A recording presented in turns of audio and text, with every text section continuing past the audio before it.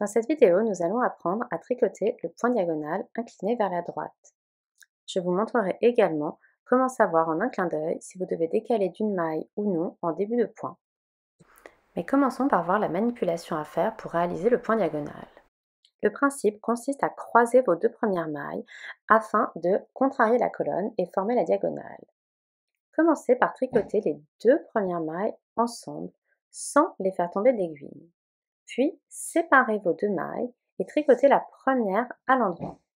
Vous pouvez maintenant les faire tomber de l'aiguille. Je vous remontre pour les deux suivantes.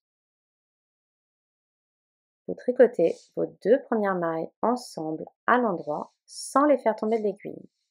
Puis, vous séparez vos deux mailles et vous venez retricoter la première uniquement à l'endroit. Vous les faites tomber de l'aiguille. Continuez ainsi tout le long de votre section de point diagonal inclinée à droite en fonctionnant toujours deux par deux.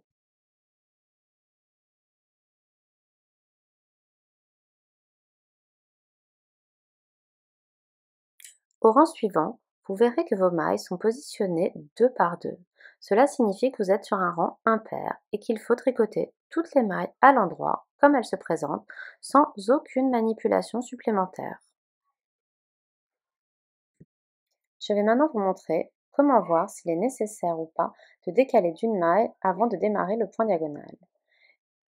Ici, on voit que c'est la deuxième maille qui va former notre diagonale et qu'il va falloir croiser avec la première. Nous avons donc les deux premières mailles qui forment notre duo à croiser. Il n'est pas nécessaire de rajouter une maille, vous pouvez commencer votre manipulation directement. Deux mailles ensemble, la première tricotée une seconde fois. En revanche ici, on voit que la première maille correspond à une diagonale qui est arrivée à son terme.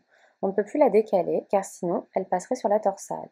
Il faut donc tricoter cette maille à l'endroit et ensuite passer au second duo de mailles pour réaliser notre point diagonal.